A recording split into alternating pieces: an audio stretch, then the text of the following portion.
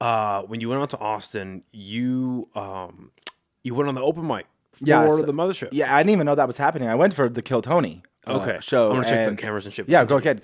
So I went for the Kill Tony show, and my buddy, Maverick, who lives there, he was like, "Hey, dude, you should just go sign up at Mothership. They do an open mic before." And I was like, "All right, well, I'll go check it out." He's like, "You could probably time it out and do both if you do get picked for both."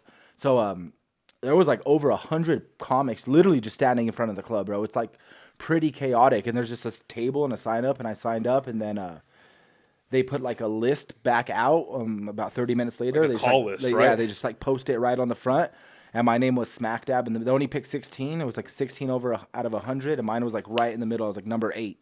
So I was like, hell yeah, like for an open mic, that's solid, because that's like they're warmed up, but they're not kind of done with it yet. You know what I mean? Like that's like that's a solid place to go, especially for being an out of towner. Not that like. I'm sure there were a lot of other out-of-towners there, You know what? I want to say maybe about 3 of us. Really? 3 of us, and the rest were all people that already like lived in Austin or in the area. Yeah, but all those people were people that moved to Austin. Every single comedian, I actually didn't ask, there wasn't one comedian I asked like, "Are you from here?" And like, "Yeah, I'm from Austin." Like, they're at least from Houston or Dallas. Like, they're not one I've met from like ATX itself, but then I met a bunch from like everywhere else. It's become Mecca, dude. I mean, you're into bodybuilding. It's become gold. It really has. It's become and it's gold like, fitness. But you know what? There's like a lot of misguided efforts, as in everything, right? Like, but with Austin, I think everybody does think of the Mecca, and it is in a sense, but I believe that you still need to really be working on yourself and establishing your own, not only your own comedy, but your own platform. And I think a lot of those comedians that move there with that already in bounds have seen some success. But what you see is like when I went for Kill Tony, there was over 150 people that signed up for that. Yeah. You're waiting in a bar that they do a 1-minute open mic at the bar while you're waiting. Oh, shit. It's the most chaotic thing you've ever seen. 150 open micers, 1 minute, and the whole time everyone's antsy because they're waiting for the Kill Tony guy, and then he pops in and just yells out a name. It stops everything. It's like, dude, everyone freezes. Everyone freezes, and that's like, in the whole 3-ish hours, they maybe pick 6 or 7 names. Right. And a couple of those names, you're like, oh, well, I saw them out recently. So what's, you know what I mean? Well, like, what's the rhyme or reason here? That's 6 or 7 names if they're moving at a good pace. Yeah, exactly. I've watched a couple of Kill episodes where it's just 5. So you're like chances. But what I'm getting at is like, I started looking around. I was like, all these people are just hoping that they get on Kill Tony. And the funny part is, even if you get on, the chances of that changing your career is even another small percentage. Yeah. So it's like none of these people are working on building their own platform, their own credentials, their own path. And I think the people that are out there doing that are the ones seeing some success for sure. Yeah. So, luckily I got a cousin that lives out there. Not like 45. Everybody's about 45 minutes out kind of shit. Yeah. But he said I could kind of go and stay whenever. That helps out a lot having family, because like I think we've mentioned this in the past. Like I could be pretty much at this point anywhere in the country doing shows, but am I going to be spending money to do that? Yeah. Like I could be in New York right now doing shows, but me flying myself out, putting myself up for a week because it's like a city I don't have family in, or some, friends where you could really feel comfortable crashing like someone's couch or something like that. I'm not in the lane where I could spend a couple grand to go do comedy. Yeah. So it's like, where can you make money doing comedy? How can you drive? How could you make it to where you're not like putting yourself in severe debt just trying to get established? No, for real. No, and you're completely right. And it's enticing to, especially if you already live in the Southwest, it's very enticing to go just see Austin. Okay, that's where it's at. That's where I'm going, and I'll just figure it out there. Mm-hmm. And that's a good way to look at it, because some people look at it, and I've tried to wager this out for myself, where it's like, well, do I build a fan base somewhere? Do I build a following? Do I get my chops here? You cut your teeth. We're not even just New Mexico, but just for wherever you may be living, right?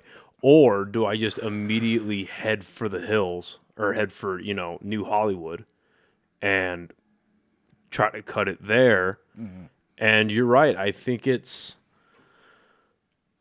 smarter to come with your own credentials. I think that's the best way to put it, is your own credentials. Because then when people talk to you, it's what? It's like, let's say you have a random conversation with somebody who puts on shows, local shows in Austin. Mm-hmm.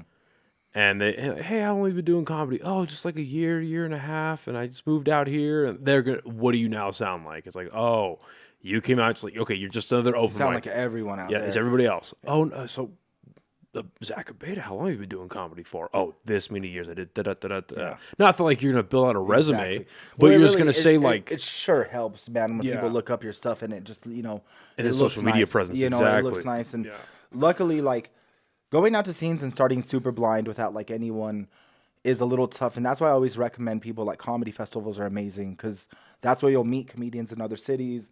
Hey, when I'm in Phoenix, I'll hit you up. When you're in Albuquerque, I could get you on. I'm proud to announce that the podcast is now officially sponsored by the fine people over at Chop Chili Company.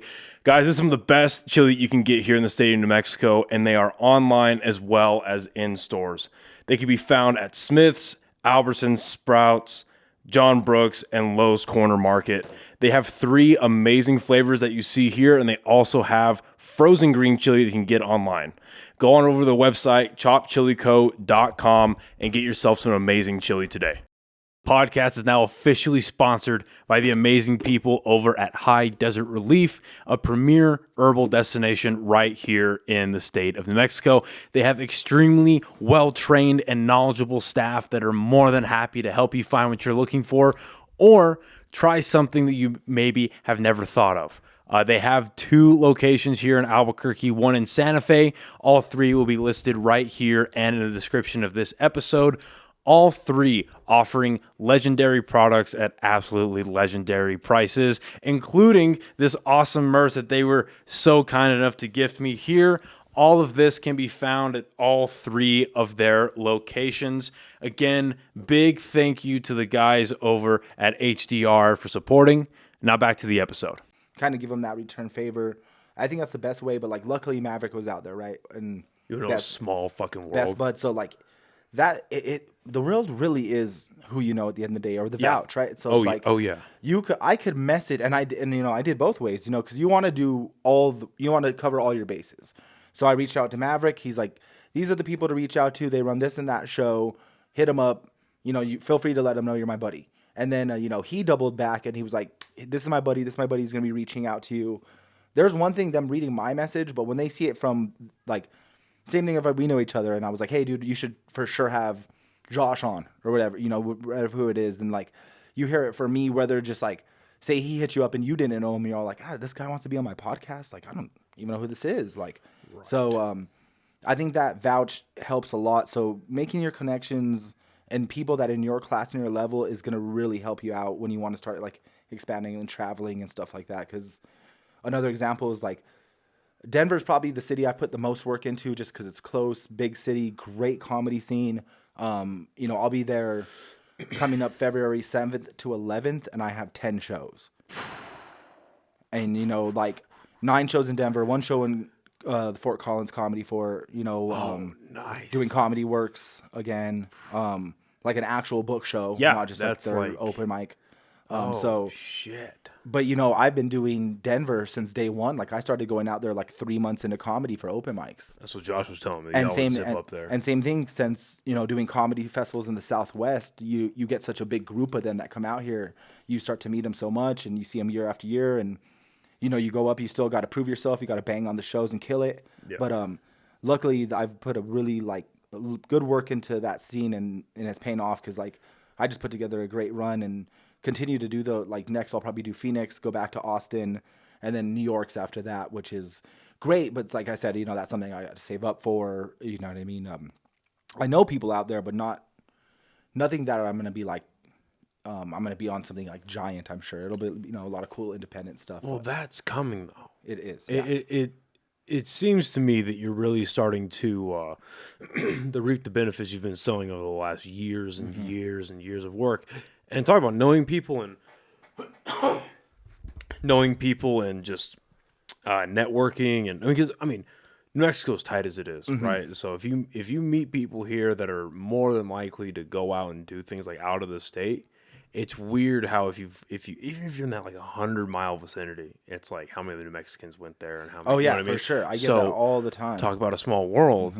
About Maverick. So Maverick and him were in the Navy together. Oh, okay, yeah. He's Yeah, still in. Yeah. So this is like maybe 4 weeks ago, maybe. So like usually every Monday, but if not Monday, on Tuesdays, every Monday night I'm watching Kill Tony. Oh, yeah. Right. And so like around 9:30, 10 o'clock at night, I'm sure they fucking hate me. I'm down here laughing my ass off working on the podcast and watching Kill Tony.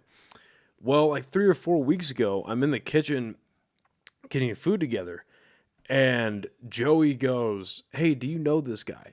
And he shows me a video of Maverick with Cam Patterson. Oh, yep. He was like, "Do you know who Cam Patterson?" I'm like, "Yeah, I know who both those fuckers are." Like, why? And he goes, "Oh yeah, well, that's my buddy Maverick," and it's so casual. Yeah. That's my buddy Maverick, and yeah, I saw the thing he's in. I saw Kill Tony. It's like, yeah, that's fucking. It turns out I've been following Maverick on. Maverick's a prime example of trust the process and your vision and believe in it, because he's moved twice for comedy. He's still one of the, he's still a super young dude. I think maybe 25. He's already made 2 jumps for comedy. That's like why he moved. And now he's in Austin killing it. He just put out that clip with Cam Patterson. He was good buddies with Cam before he kind of popped on Kill Tony. So he was already, they were, just in the Austin scene together. And he has another video, which, it's crazy because Maverick's so humble. He doesn't put a lot of this stuff out there, really like kind of, hype himself up too much, but he just threw out another really fun one with Bam Margera and the Danger Cats from Canada. And it's like the funniest video where like the Danger Cats come to the Black Rifle compound, because Maverick actually just started a comedy show with these guys down there, and he like hosts it for Black Rifle. At their headquarters? At their compound. That is, I think I saw that on your story. Yeah. So that's awesome. badass. Holy shit. And the day that he was there, Bam Margera was there because Snake Farm Skateboards is also a part of it, and he was there filming skateboard shit, and they filmed this super funny clip where like Maverick's basically like the middleman to introduce the Danger Cats to Bam Margera, who's like the king. Like it's a really funny, it's almost like a skit, but it's crazy because like looking at Maverick's really the star, and he's like, he talks the most. He's like so quick and funny. And I know I'm like blowing up my buddy because he's my bro, but I'm like, dude, you have a talented friend. So proud of. Yeah. The thing is, you got to be so psyched for your homies, bro. I have homies that you feel the saltiness like when you get something, and it's just a New Mexico thing, bro. I don't know if it's an Albuquerque thing. Like I have my own opinions on why that happens, but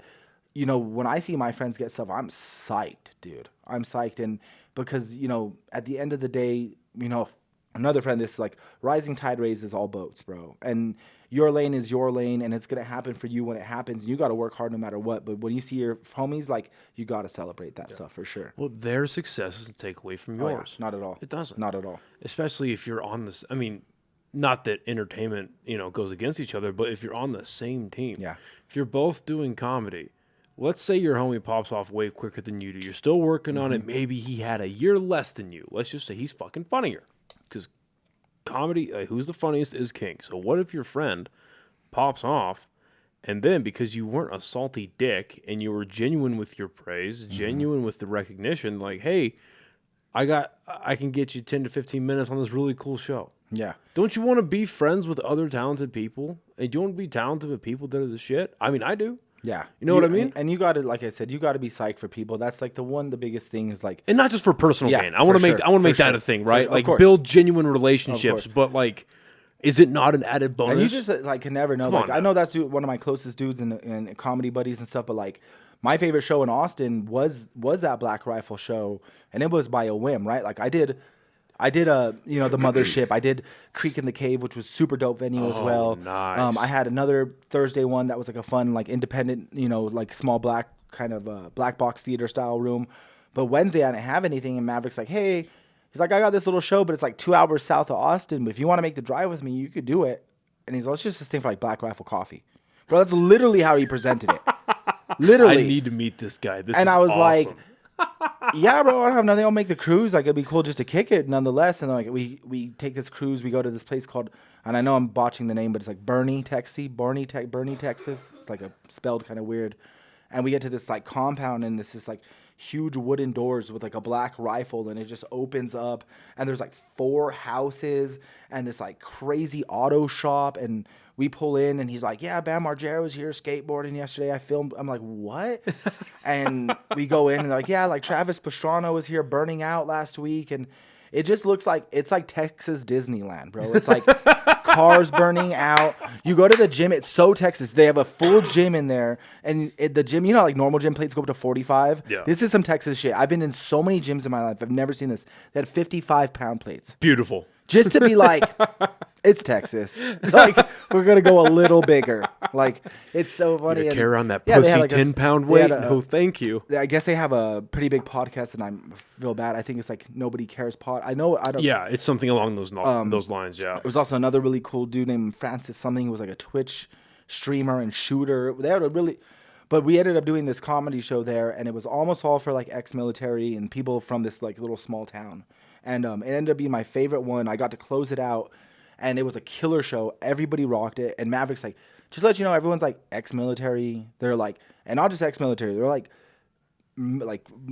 Green Berets, Navy SEALs, fucking, I forgot what he said, like yeah, just like super high level. No, they're tier one operators, and they're all like dudes, right? So I'm like, okay, I'm fucking b-boy, I'm fucking, you know what I mean? Like, that's what I always joke about is I'm not the guy's guy, but I went up there and immediately just like started tapping in, and I like roasted one dude, and that I love tapping into the crowd right away. Like I love to bring the crowd together almost before I just start doing material. That's like one of my favorite things to do. And I roasted this, like, I didn't really roast him, but I was just like, this one guy really looked like Joe Coy, and I was like talking about how crazy the place was. I fucking thought Joe Coy was here, and I kind of start roasting him, and they're like loving him or like loving it. So I start roasting like kind of a little bit everyone, just like a little kind of picking at, and they're like loving it. And at one point I was like, oh shit, I'm talking shit about like all these ex-military dudes.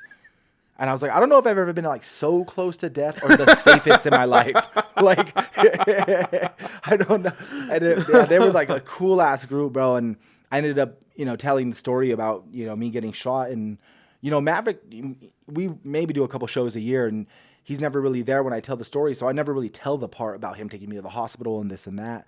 But he was literally like right there in this small room. And, you know, I, you know, just kind of broke away from my act. And I was like, yeah, I know you guys know this dude, but I want to let you know like how real this guy is. Like when this shit all happened, he like literally drove me to the hospital, like held my bullet holes. Like they let him into the room where they like started like operating on me and shit.